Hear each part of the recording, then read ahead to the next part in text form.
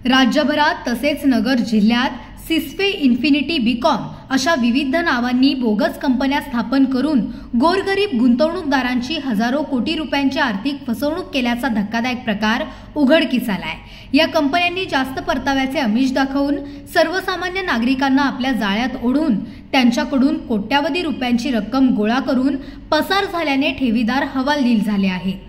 आज श्रीगोंदा तालुका व अहिल्यानगर जिल्ह्यात सिस्फे इन्फिनिटी बीकॉम अशा विविध नावांनी बोगस कंपन्या स्थापन करून अनेकांना गंडा घालणाऱ्यांविरोधात तसेच ठेवीदारांचे पैसे पुन्हा मिळवून यातील दोषींवर कठोर कायदेशीर कारवाई करण्याच्या मागणीकरिता ठेवीदारांनी अहिल्यानगर जिल्हाधिकारी कार्यालयाबाहेर धरणे आंदोलन केले।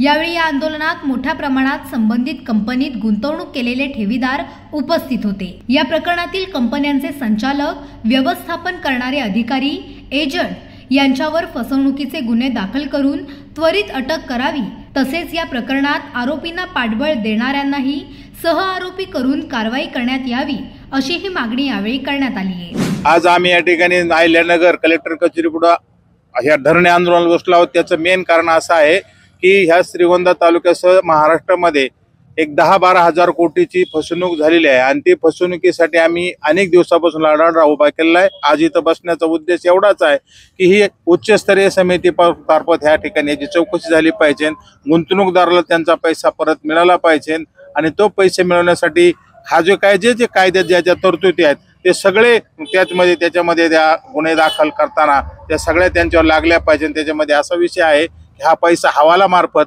देशाच्या बाहेर गेलेला आहे आणि त्याचबरोबर तो पैसा पुन्हा त्या ठिकाणी डॉलरमध्ये त्याचं रूपांतर केलेलं आहे आणि मग डॉलर हवाला हा विषय झाला असेल तर हा गुन्हा आंतरराष्ट्रीय होऊ शकतो आणि म्हणून करता हीच तपास उच्चस्तरीय समितीकडून होऊन जे कुठं पैसे असतील ते परत पैसे आणले पाहिजे, ते गोरगरिबाला दिले पाहिजे।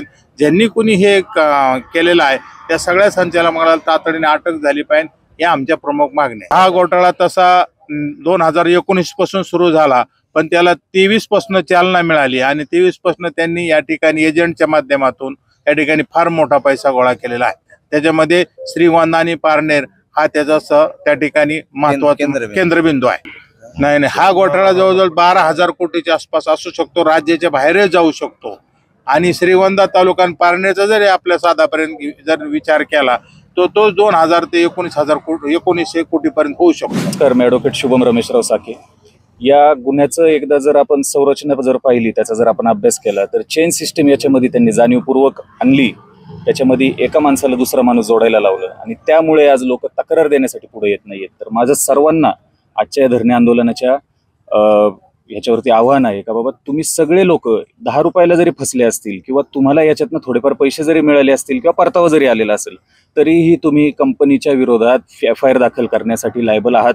तुम्हाला त्याच्यामध्ये कोणीही मज्जाव करू शकत नाही। तर जेवढे कुठले गुंतवणूकदार असतील त्यांनी आर्थिक गुन्हे शाखा अहिल्यानगर किंवा SP ऑफिसला यावं किंवा तुमच्या स्थानिक पोलीस स्टेशनला जावं। तुम्ही अहिल्यानगर मधले जरी नसताल, तुम्ही बाहेरच्या जिल्ह्यातले असताल, तुमच्या स्थानिक पोलीस स्टेशनला जाऊन फक्त ह्या गोष्टीची माहिती द्यायची आहे, तुमच्या ID चा स्क्रीनशॉट जो आहे आणि त्याच्यानंतर तुम्ही बँकेत जे ट्रान्झॅक्शन्स केलेले आहेत त्या सगळ्या गोष्टी त्यांना फक्त स्क्रीनशॉट मारून दाखवायचे आहेत रेकॉर्डसाठी आणि त्याच्यावर तुमची FIR नोंदवून घ्यायची आहे आणि त्यानंतर आपल्याला याच्यामध्ये बळ येणार आहे। कारण आज याच्यामध्ये जर एखादी SIT नेमली गेली तर पहिला आपला एक बेसिक डॉक्युमेंट असा असतो का तुमच्याकडे FIR नोंदवलेली आहे का।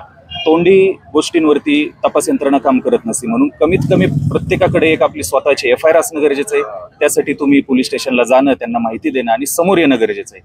त्यामुळे सर्व गुंतवणूकदारांनी एक माझं असं आव्हान आहे का सगळ्या गोष्टी घेऊन तुम्ही बिंदासपणे समोर या। तुमच्या काही कायदेशीर त्याच्यात गुंतागुंती असतील त्यासाठी माझा संपर्क नंबर बऱ्याचशा गुंतवणूकदारांकडे आहे, तुमच्या ग्रुपवरून घ्या, मला फोन करा आणि मी त्याच्यामध्ये तुम्हाला पूर्णपणे मार्गदर्शन करण्याचा प्रयत्न करेन। मुकुंद सोनटके, राहणार श्रीगोंदा, जिल्हा अहिल्यानगर। माझ्या मुलाला अनेक एजंटांनी एकाचं 2 सांगितलं, त्याला भुरळ पाळली आणि त्याच्याकडून 2 लाख रुपये या कंपनीला एजंटनी भरायला लावले।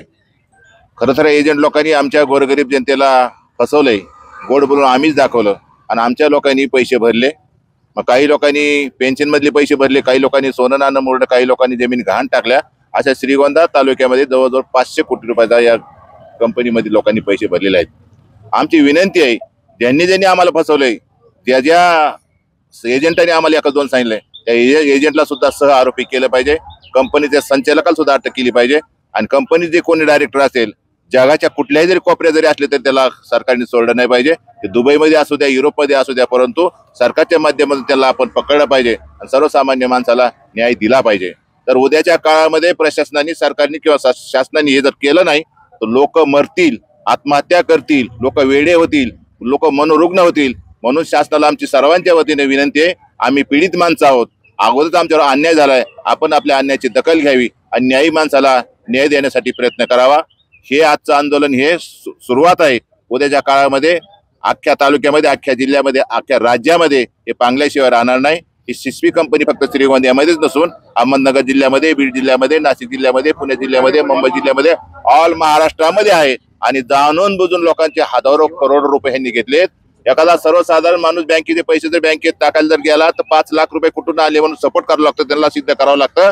पण हजारो कोटी रुपये ह्यांनी कुठल्या शेअर मार्केट भरले, यांच्याकडे कुठला बॅलन्स आहे, यांच्याकडे कुठली इक्विलिटी आहे, जाणून बुजून सांगतात आम्ही शेअर मार्केटमध्ये पैसे भरले, शेअर मार्केटमध्ये किंवा फॉरेस्ट मार्केटमध्ये भरले. या कुठल्याही फॉरेस्ट मार्केटमध्ये, शेअर मार्केटमध्ये यांचा खातं नाही, यांचा कुठं ब्रोकर नाही. यांनी पैसे गोरगरिबाचे खाल्लेत, यांनी पैसे यांच्या अकाउंटमध्ये जमा केले, त्यांनी स्वतःची प्रॉपर्टी वाढवली.